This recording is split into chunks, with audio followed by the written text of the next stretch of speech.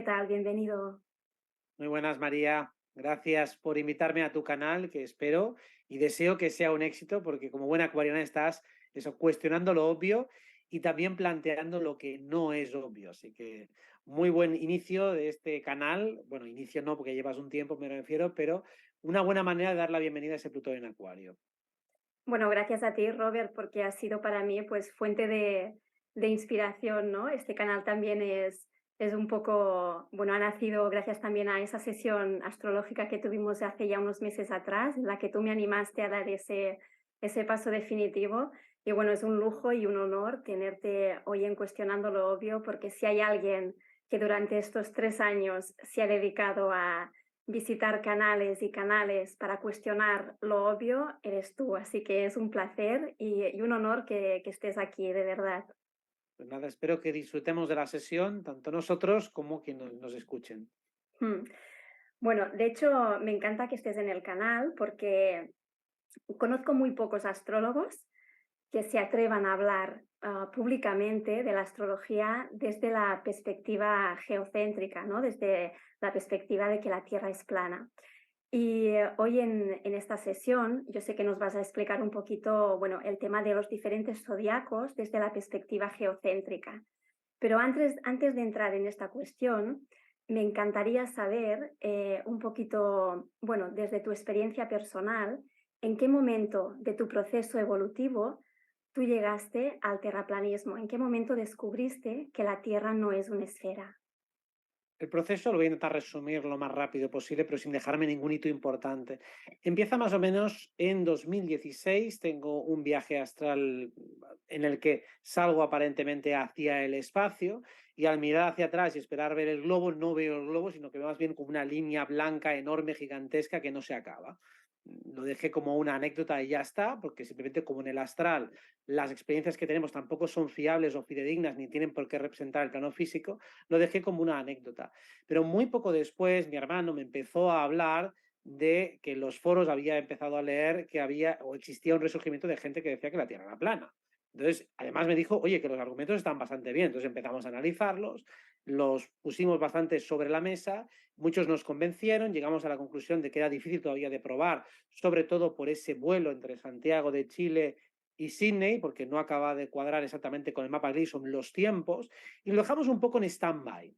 Pero luego seguí recopilando evidencias. Escuché los vídeos de Oliver Ibáñez por aquel entonces.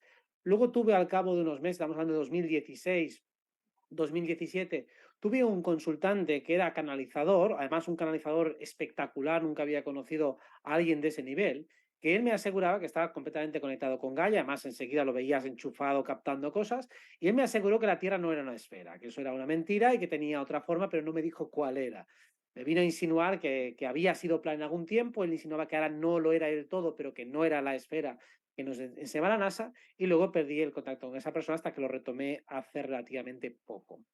Con el tiempo, pues seguí escuchando a otros autores, escuché pues a Irlanducci, por supuesto, como uno de los referentes, a los hermanos Barea. Luego hubo temas que me hicieron dudar un poco, como el hecho de que otros investigadores de carácter metafísico, como son David Topí y Andrea Barnabé, ambos afirmaban que era esférica y además daban exactamente los mismos argumentos. Daban un argumento metafísico diciendo que los planetas siempre tenían que ser esféricos por la propia geometría de la creación, y también decían que esta implantación del terraplanismo moderno se basaba simplemente en un egregor que habían insertado las razas draconianas, un egregor regresivo, basándonos en las cosmologías antiguas simplemente para confundir. Examinando esas propias canalizaciones y esas palabras, me di cuenta de varias cosas. Primero, que ellos dos seguramente tampoco habían investigado mucho las evidencias técnicas y científicas, es decir, que lo decían desde una perspectiva metafísica sin haber abordado el tema sobre la base. En segundo lugar, ellos percibían la esfericidad y puede que se estuvieran refiriendo al domo, que es, al fin y al cabo, como lo describen todos los antiguos. O sea, una superficie plana, un semicírculo arriba y otro semicírculo abajo, lo cual eso sí que encaja perfectamente con todas las cosmologías antiguas. Y luego también, investigando en el astral, haciendo muchas pruebas, me daba cuenta que cuando uno preguntaba sobre cómo es la Tierra, enseguida te aparecía la esfera se pinchaba, aparecían todas las cosmovisiones antiguas, aparecían exactamente todas las posibilidades, con lo cual ellos perfectamente pueden estar canalizando cualquiera de las posibilidades nuevas que hay ahora, que pueden ser falsas tranquilamente. O sea, la canalización es correcta, pero la información te puede llegar a través de otras vías. Sea como sea, acabé guiándome más por mi experiencia, por mi intuición y por otros argumentos que fui escuchando y viendo en otros autores. O sea, seguí muy enchufado al tema, escuchando mucho Nur para Todos, Naoz, incluso Martín Vázquez de Noticias Ocultas X, Miguel de Alarma Mundial, Dacoria, bueno, prácticamente todos los terraplanistas modernos los he seguido durante mucho tiempo e iba viendo que lo que explicaban tenía mucho sentido y luego, si quieres, entramos un poco en los argumentos que fueron convincentes. Entonces hubo un momento en el cual decidí ya, pues decir, mira, la evidencia, la intuición, todo me dice que es por esta vía, y además coincidió prácticamente con David Parcerisa también haciendo en voz alto, es decir, que lo hicimos casi en simultáneo sin haberlo hablado entre nosotros. También lo vi como una señal, digo, vale, él también ha hecho exactamente el mismo proceso y hemos llegado a la misma conclusión, con lo cual también me sirvió un poco de refuerzo energético para decir esta es la dirección correcta. Ujú. Y, cuando, ya de alguna manera, pues tuviste clara esta intuición y que, bueno, que la forma de la Tierra no es como nos han contado a todos desde que éramos pequeños, ¿tú también pasaste ese momento de como de duelo, de enfado, o realmente encajaste muy bien la información y pasaste página rápido? ¿Cómo lo gestionaste? Yo estaba súper feliz, o sea, más bien cuando me lo cuenta mi hermano por primera vez, digo, wow, ¿en serio? ¿De verdad? Digo, joder, me encantaría que fuera así. O sea, para mí había, de hecho, un prejuicio de investigación, es decir, que yo quería que fuera plana, o sea, no estaba siendo objetivo, sino que estaba claramente orientado, inclinado, motivado y entusiasmado con esa idea, precisamente, y luego lo explicaré, porque algunas cuestiones astrológicas me encajan bastante mejor desde ese modelo cerrado, geocéntrico, en el cual no existen esas galaxias súper lejanas, ni esas estrellas, ni esa aleatoriedad. Ahí el verdadero cosmos, ese orden inteligente, realmente empezaba a cobrar absoluto sentido. En tanto que todo lo que me habían contado de astronomía, había demasiadas cuestiones que me rechinaban, las podía entender geométricamente, matemáticamente, pero decía, bueno, vale, me lo tengo que creer y ya está. Pero desde luego no me están resonando. Mientras que esa posibilidad me llevó a hacer muchos clics muy deprisa y entonces llegué a una postura que dije, bueno, es que incluso aunque no fuera plana, me entusiasma tanto la idea que solo como ejercicio teórico ya me compensa. Así que para mí no hubo duelo ni caída, sino más bien al revés. Más bien tenía, para mí era el miedo de poder estar equivocado, porque como hay tantísima agresividad hacia el terraplanismo, más bien digo, hostia, como meta la pata en esto, y luego estoy equivocado, me van a linchar a lo bestia. Entonces era más bien una cierta prudencia epistemológica, es decir, tampoco quiero meterme de lleno en algo porque voy a perder pues mucha gente que me sigue y me respeta y a partir de aquí me van a poner a parir y de hecho ya pasa eso, ¿no? Entonces para mí era más bien un riesgo y entonces digo, hasta que no lo tenga muy claro no lo voy a decir públicamente, hasta que ya hay un momento que digo, esto para mí es bastante claro, no hay riesgo, todo me indica que hay que ir en esa dirección, así que adelante con todo. Por el rigor, por la seriedad y por la profundidad, ¿cuáles han sido tus referentes en el cuestionamiento cosmológico? Referentes humanos te refieres, ¿no? Han sido un poco, bueno, tus fuentes de inspiración. Has mencionado algunos, pero me gustaría saber un poco de manera concreta, precisamente por eso, ¿no? Por el tema del rigor, por la profundidad, por un poco la seriedad del planteamiento, ¿con qué referentes del cuestionamiento te quedas? Serían varios, porque realmente por motivos distintos, pero uno sería obviamente Irulanducci, que es quizá el que tiene un catálogo de argumentos más poderosos, sobre todo en cuanto al desmontar la NASA, es decir, la parte de efectos gráficos ahí yo creo que es el pionero total a la hora de explicar el modelo, todo el conocimiento que tiene de óptica, los argumentos para explicar un modelo alternativo, ¿no? Con el electromagnetismo, creo que está muy bien parido, muy bien pensado y toda la información que ha recopilado, que ha pensado, algunas que también las puede rescatar, investigando de aquí a allá de lo que dicen en otros países y demás. O sea, todo ese trabajo de síntesis, de reflexión, de análisis, me parece brillante e inigualable. O sea, es decir, que aunque quisiera copiarlo, no podría. Luego los hermanos Barea, evidentemente, todo el trabajo de explicación del modelo Tierra plana, todos los vídeos que tiene así, algunos muy caseros, pero explicando las estrellas, explicando la precesión de los equinoccios o por lo menos explicaciones alternativas, cómo se explicaría todo ese modelo geocéntrico, me parece brillante. Naof también como uno de los más importantes, precisamente por la calidad gráfica que tienen todos sus documentales. Recomiendo mucho ese canal de YouTube para que quiera verlo, porque claro, son un nivel de audiovisual ya muy profesional, muy bien hecho, todo además muy bien explicado, o sea que gráficamente es sencillo comprender todos los planteamientos.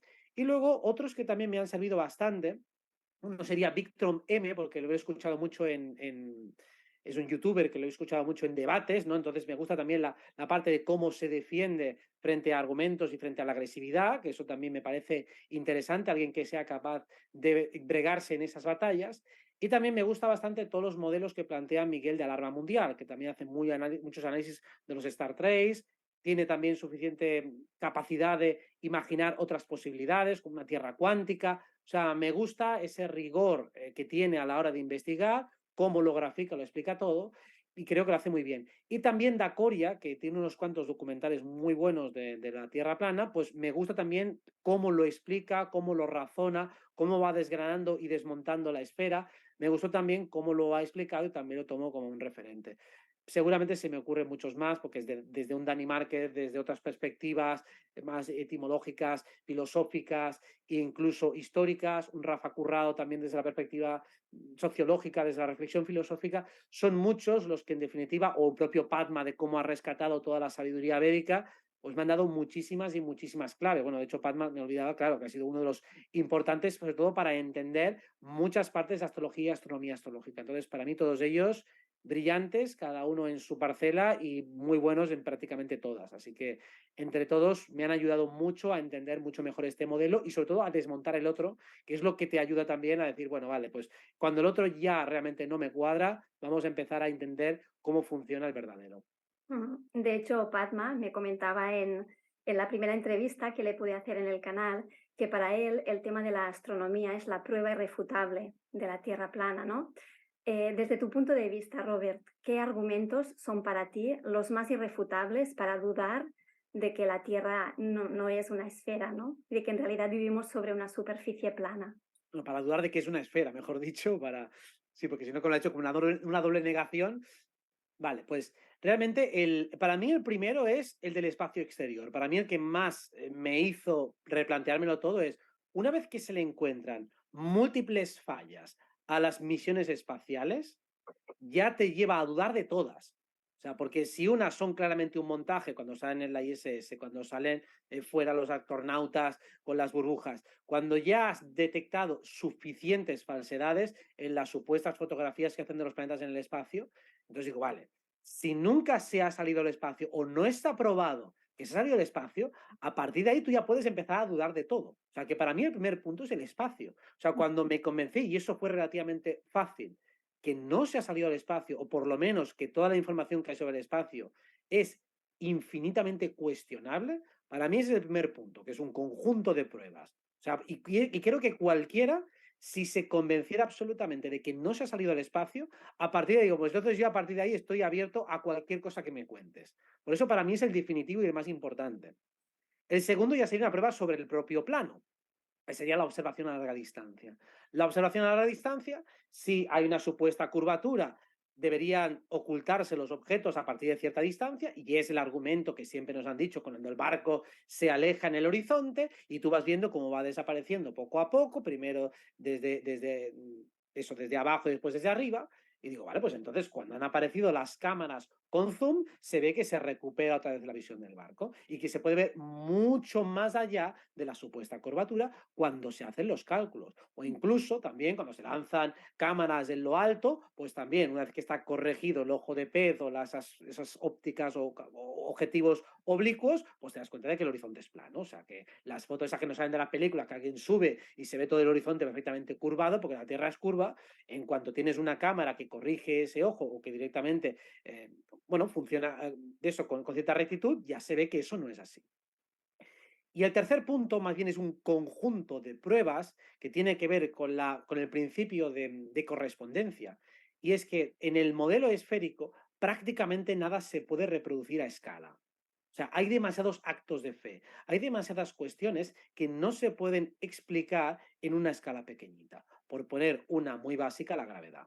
O sea, la fuerza de la gravedad, tú no puedes probar que dos objetos cualquiera se atraen entre sí. Necesitas, supuestamente, una masa de la Tierra, en este caso, que es exageradamente grande, que atrae a todos los cuerpos. Claro, tú puedes explicar un fenómeno que es que los cuerpos caen con una aceleración, pero la explicación de por qué caen con esa aceleración no tiene por qué ser porque hay un núcleo de la Tierra que es una masa enorme que atrae al otro porque también tiene masa. Esa explicación no hay manera de reproducirla, de replicarla a pequeña escala. Como esa, pues la clásica del agua curvada. No puedes mantener una superficie de agua curvada. Puedes medio curvar una gotita, pero eso es algo ridículo. Tenemos que hablar de una masa bastante grande. Y claro, cuando en el modelo terraplana se puede replicar todo a pequeña escala con el electromagnetismo, incluido el círculo de las órbitas, las retrogradaciones, todo eso se puede replicar, entonces dices, vale, esto tiene bastante más sentido que no lo otro. En lo otro, para poder explicar cada cosa que se inventan, tienen que inventarse otra. O sea, tienes que inventarte agujeros negros, antimateria, materia oscura, galaxias que están súper lejísimos, un universo que se expande, que se contrae, no sabe bien hacia dónde. Bueno, cuanto más lejos está algo, como no puedes ir a comprobarlo ni a demostrarlo, pues más fácil es que hagas un acto de fe y digo, uy, uy, uy, qué complicado es esto, yo no entiendo nada. En cambio, cuando tú planteas un modelo de tierra plana donde todo está muy cerca, a la gente de repente le sale todo el rigor filosófico y científico y le salen preguntas cada 30 segundos. Digo, ¿por qué no se las haces a tu modelo al espacio? Pregúntate que te enseñen un trocito de materia oscura o de antimateria o que te enseñen cómo la luz viaja perfectamente en el vacío o cómo se supone que... Bueno, pues ese tipo de preguntas, como no las puedes replicar jamás a escala, pues dice, bueno, me da igual, me lo creo y ya está. O cómo saben que la atmósfera de un planeta que está a no sé cuántos mil años luz está compuesta por esto, por esto y por esto. Digo, ¿esto cómo cojones puede saberlo? O cómo se envían fotografías desde una sonda que está en Saturno y llegan con perfecta resolución cuando estoy en el baño de mi casa no llega bien el wifi ni la conexión y me tengo que poner al lado. Digo, a ver, si en las ondas electromagnéticas una puta pared ya hace que no pasen bien las ondas, como narices pasas de Saturno, atraviesa perfectamente la atmósfera y no sé cuántos miles de obstáculos más. Ese tipo de cuestiones hacen sospechar, evidentemente, que si nada se puede replicar a escala, ese modelo probablemente sea falso, aplicando la misma navaja de Occam que utilizan los científicos supuestamente para refutar o rechazar las pseudociencias, ¿no? Dicen, bueno, es que la explicación más lógica es la más razonable. Digo, pues de astrofísica, de lógico y de razonable no hay absolutamente nada. Todos son infinitos actos de fe que te los tienes que creer, pero pruebas sobre el terreno muy poquitas. Ujú. De hecho, los que hemos recorrido este camino, el camino del terraplanismo, sabemos que precisamente es como la llave, ¿no? Es la llave mágica que abre todas las puertas, que rompe el hechizo y que te inmuniza por todas las mentiras que vienen después. Em, en tu caso en concreto, ¿por qué crees que no nos dejan cuestionar la forma de la Tierra y somos tan insultados, tan ridiculizados? Claro, para mí eso es, primero, porque implica la no existencia del espacio exterior con todo lo que eso conlleva. O sea, el universo mágico que se ha creado fuera de la Tierra, eso es lo que hay que alimentar. Cuántas películas de ciencia ficción, desde un Star Wars, un Star Trek, todo ese juego, toda esa mitología, toda esa fantasía que se ha creado es enorme, es gigantesca, por no hablar de toda la desviación económica que hay allí. O sea, eso es una razón que no puede venir de la nada. O sea, está relacionado sobre todo para que tú no te hagas ninguna pregunta existencial. Como hemos dicho antes, si todas las cuestiones importantes, difíciles y abstrusas están a miles de años luz, es que nunca vas a poder abordarlas. ¿Y qué hay a 1000 años de luz de distancia? Digo, no podrás saberlo nunca. Y como no podrás saberlo nunca, dejas de pensarlo. En cambio, si te digo que tal vez después de pasar el Polo Sur o la Antártida vas a encontrarte algo que no esperas o que nadie ha visto, coño, te entra cierta curiosidad. Entonces, imagínate que hayan encontrado barreras físicas insalvables, barreras electromagnéticas, situaciones o lugares en los cuales no funcionan bien los aparatos eléctricos. De hecho, no sé si has visto la serie Perdidos, una Mm, serie muy antigua. Lost, por supuesto, sí, ¿Has sí. visto? Pues yo creo que eso es un primado negativo de tierras más allá de la Antártida o del Polo Sur, donde allí los aparatos eléctricos no funcionaban bien, donde uno que iba en silla de ruedas de repente se cura, estaba en espacio atemporal un poco extraño. Bien podría ser que traspasadas ciertas latitudes, pues pasen cosas extrañas. Y de hecho, parte de ese primado negativo es que en la serie Perdidos no se sabía bien dónde habían aterrizado, en una isla desierta, bueno, en una isla de esas perdidas, cerca de Australia y en uno de los primeros capítulos sale un oso polar. O sea, que es Mm, decir, que supuestamente la Antártida podría estar cerca. Y además, bueno, no quiero spoilear para el que quiera ver algún día la serie, aunque dudo que la vean a esas alturas, pero habían cuestiones de viajes en el tiempo y había cuestiones muy extrañas relacionadas con esa isla. Pero mm, sobre todo, lo interesante es que el tema del electromagnetismo estaba muy presente en toda esa serie, en muchos importantes capítulos, los más reveladores. De hecho, me los estuve revisando hace un año más o menos para captar ese punto negativo y decir, mire, yo creo que aquí nos están hablando de lo que probablemente puede haber más allá de la Antártida. Entonces, si eso está allí, si hay tierras más allá, o hay recursos, o hay lo que sea, eso sería interesante para cualquiera investigarlo. Y de seguro que alentaría la curiosidad de muchos. Pero claro, si te dicen, no, mira, para ver cualquier cosa del fin del mundo, como está a literalmente miles de años luz, es imposible llegar. No llegarías ni en 1000 vidas, con lo cual ya te olvidas de eso y te centras en la vida de recursos limitados que tienes aquí. Para mí esa es la cuestión principal, porque ya te rompen completamente todo tu aparato filosófico y cosmológico. Una persona que no se plantea nada a nivel cosmológico está atrapada en una cárcel intelectual y esa cárcel intelectual también lo va a ser espiritual. ujú.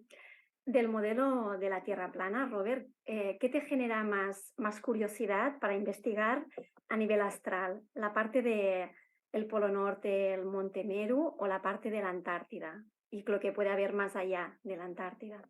Difícil, eso es como decirme entre papá y mamá, ¿no? Pues esto es decir, las dos me interesan mucho, me interesa prácticamente todas. Quizá el Monte Meru debe ser algo más habitable, es decir, y después te argumentaré por qué a nivel astrológico, pero si eso es el centro de la Tierra, o por lo menos el centro de nuestro mundo habitable, estaría regido por el signo de Cáncer. Al igual que el Polo Sur, la parte de fuera, estaría regida por Capricornio, que es un signo más árido, más estéril, más frío, por tanto encajaría bien con ese círculo frío. En cambio, la zona del Monte Meru debería ser un lugar cálido, un lugar edénico. De hecho, supuestamente, las dos primeras eras de la humanidad, pero la era polar, justo en el Polo Norte, y la hiperbórea, que también estaría justo en ese círculo ártico o antártico. Entonces, Ártico sería, entonces. Bueno, entonces seguramente esa es una zona fértil. Allí, aparte de nieve, tiene que haber algo más. Y creo que debe ser relativamente habitable. Así que creo que ahí, justo en ese centro de la Tierra, podríamos encontrar secretos interesantes. O sea que esa quizá tiene más interés que la otra, donde intuyo que tiene que haber dificultades físicas o incluso llegado a cierto punto la muerte. Es decir, que haya tal nivel de dificultad para avanzar que lo más normal es que las condiciones para seguir arrancando o avanzando sean muy difíciles, salvo por algún agujerito, por alguna grieta, por algún portal o por lo que sea. Ujú. Bueno, si te parece bien, entremos en materia, ¿vale? Explícanos desde la perspectiva geocéntrica esos tres diferentes zodiacos que existen y un poco cuéntanos qué es el zodiaco constelacional, el sideral y el tropical.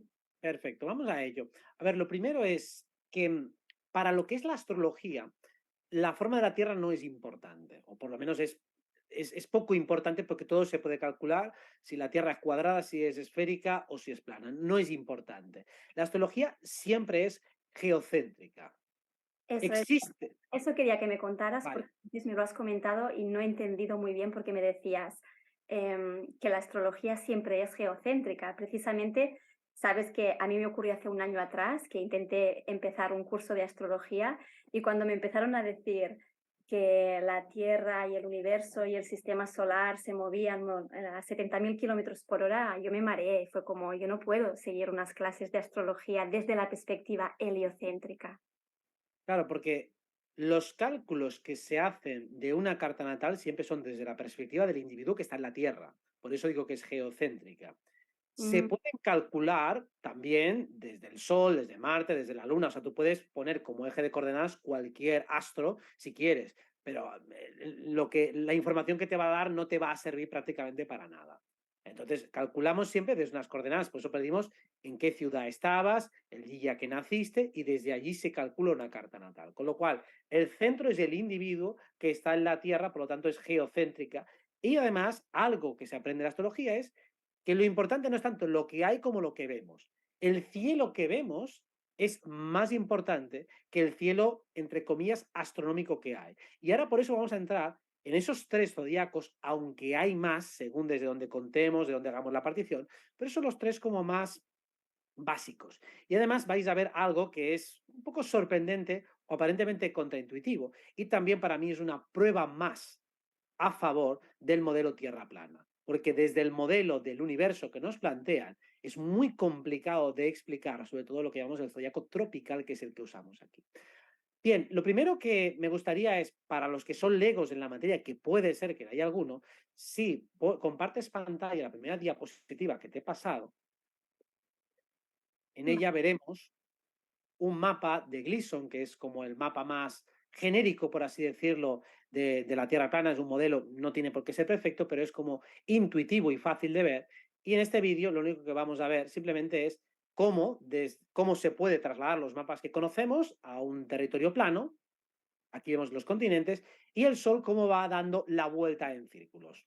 Esto es una maqueta, es una representación simple, no tiene por qué ser fidedigno, no tiene por qué estar ahí. Seguramente lo que es la atmósfera o el domo, como queráis llamarlo, está por debajo de ese Sol, por lo tanto hace una proyección de la luz, con lo cual el Sol que vemos no es exactamente el que se está proyectando desde el otro lado, o sea, hay una lente que lo está proyectando, pero nos sirve un poco. Y además, como vemos aquí en este vídeo que estás proyectando, este Sol se mueve junto con las estrellas. O sea, las estrellas van al unísono con ese Sol con una pequeña diferencia de velocidad. O sea, en este vídeo lo podéis ver cómo se mueve el Sol y las estrellas también se mueven exactamente igual. O sea, se mueven todos en la misma dirección.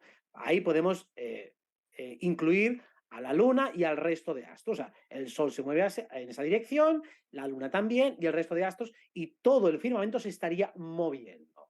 Esto más o menos supongo que lo entenderá todo el mundo, Ujú. ¿vale? Pues esto simplemente para entender un poco cuál es el marco de lo que nosotros vemos. Con este vídeo yo creo que es bastante sencillo de entender. Sí, Vale, vale. ahora sigamos, vale, ponme si acaso, antes de poner la del zodíaco, ponme la tercera de aquí, esta de aquí, Mm, sí. ujú, No, la tercera, número 3, esta de aquí, perfecto. Que esta creo que es de Padma. Me gustó mucho cuando la vi, todo esto me lo pasaron los Barea. Y esto es desde la perspectiva de la Tierra plana, cómo se ve el movimiento del Sol durante las estaciones. O sea, de hecho, cuando está ahí arriba, ujú, es el 21 de junio. El 21 de junio es cuando está ahí arriba y cómo el Sol va descendiendo, va bajando, todo desde la perspectiva de una Tierra plana, vemos cómo va bajando y cómo dibuja la figura del árbol de Navidad. O sea, que es así. Entonces vemos cómo a medida que, por ejemplo, en nuestro hemisferio norte estamos en verano, el Sol está justo como dando una vuelta al polo norte y luego a medida que va pasando o va bajando, empieza a descender, entonces va abriendo el arco y a medida que abre el arco se hace verano en el hemisferio sur. O sea, el Sol está literalmente más bajo y más cerca de las zonas periféricas de la Tierra, con lo cual es algo puramente físico. O el Sol está más en el centro, por lo tanto está alejado de la zona de periferia o lo que es el sur, con lo cual eso sería verano en el hemisferio norte y invierno en el hemisferio sur. Y luego cuando llega al punto intermedio, tanto en la subida como en la bajada, tenemos los equinoccios. O sea, punto de arriba, un solsticio, el solsticio de Cáncer, punto de abajo, solsticio de Capricornio, y los dos equinoccios son los de Libra y los de Aries. ujú. Supongo que más o menos esto se entiende, ¿verdad? Si tienes alguna pregunta, bueno, eso ya sé que lo sabes tú, pero si Bueno, intuyes alguna pregunta del público, y yo creo que entender este movimiento, el movimiento del analema solar, es un poco la base, ¿no? Porque es una pregunta muy básica de las personas que aún no han llegado al terraplanismo, no entienden cómo funciona el tema del movimiento del Sol sobre la Tierra plana, ¿no? Y entender este movimiento para mí es el ABC, ¿no? Es como, bueno, comprender, y además tiene mucha lógica cuando comprendes que los meses que para nosotros son los meses de invierno, precisamente es porque el Sol está más alejado y está más cerca de la Antártida, ¿no? Que tú me comentabas que es cuando están en los signos más fríos, ¿no? También. exacto, pues muy bien. Ahora tenemos otro vídeo, por favor, creo que es el último, no, el penúltimo, el cuarto, será Ujú. este. Si lo puedes poner, a ver, un momento.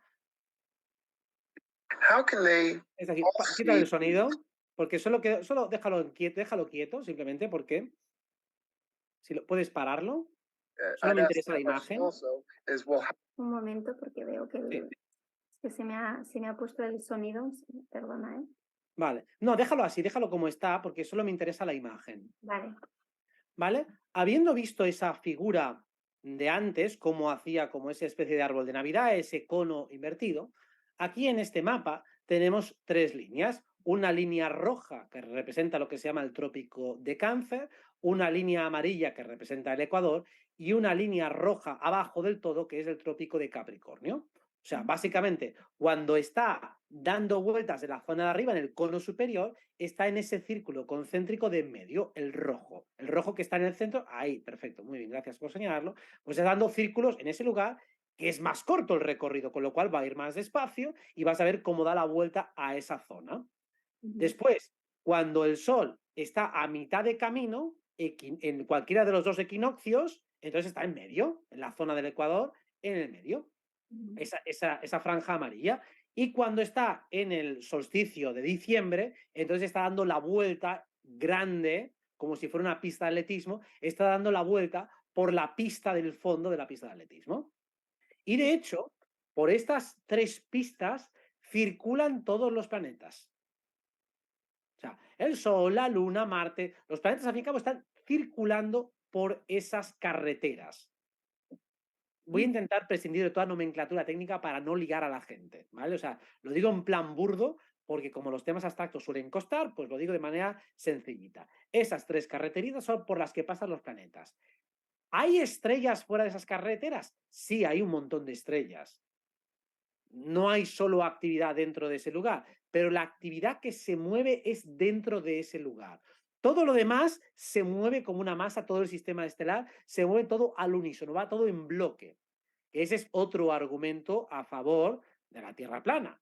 Coño, con todo el tiempo que ha pasado, todo ese pedazo de bloque de estrellas donde hay cientos de miles, siguen exactamente todas en las mismas posiciones que estaban hace 1000 o 2000 años. No han cambiado.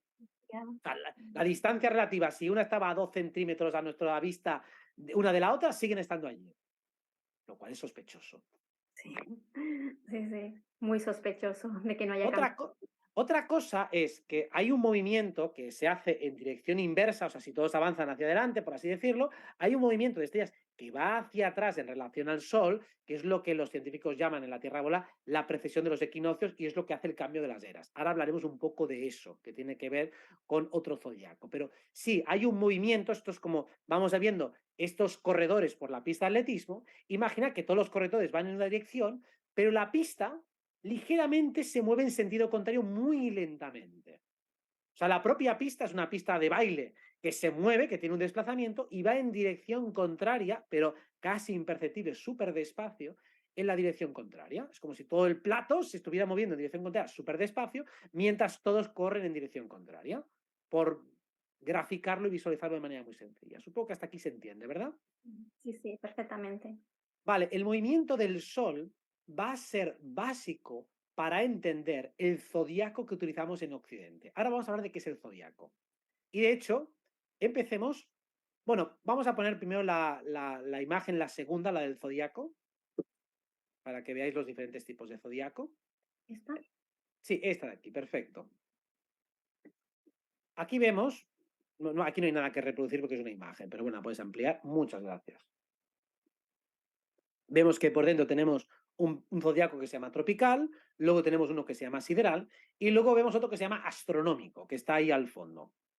Hay más, podemos agregar el dracónico, podemos agregar uno de mansiones lunares, podemos hacer un poco lo que nos dé la gana, porque al fin y al cabo hemos visto que el Sol da vueltas en círculos. ¿Vale? Entonces, el zodiaco sería el escenario por el cual se está moviendo el Sol. Y hay diferentes maneras de medir la circunferencia que hace el Sol. Diferentes maneras de significar esos sectores por los cuales transita el Sol. Y aquí doy un argumento astrológico demoledor. Nosotros en astrología calculamos el tránsito del Sol, es decir, el Sol se mueve y pasa de un signo a otro y además es obvio y notorio por la interpretación y significado que tiene el Sol que cuando el Sol está en un signo o está en otro haciendo una explicación con otra, es porque el Sol se está moviendo. Mientras que si lo hiciéramos desde la perspectiva de la Tierra esférica, el Sol no se está moviendo, es la Tierra la que está moviendo. Ujú. Entonces, tampoco tendría tanto sentido, astrológicamente hablando, interpretar al Sol en movimiento si fuera la Tierra la que se está moviendo. Sin embargo, el significado astrológico del Sol está muy conectado con lo que nosotros físicamente vemos del Sol. O sea, la personalidad, cuando astrológicamente alguien tiene el arquetipo del Sol muy dominante, es una persona con brillo, con carisma, una persona que transmite calor y vitalidad, o sea, todo atributos obvios y palmarios relacionados con el Sol que físicamente vemos. Y astrológicamente vemos cómo el Sol se mueve, pasa a través de diferentes signos, de diferentes lugares o sectores, y va reaccionando en función del sector por el que está pasando. Si fuera un sol estático y nosotros moviéndonos, lo que deberíamos interpretar es el significado de la Tierra. Pero el significado de la Tierra, astrológicamente, no parece que tenga que ver mucho que ver con el Sol. Sería otro, porque la Tierra estaría más conectada con el elemento Tierra. Y el Sol es evidentemente el elemento fuego.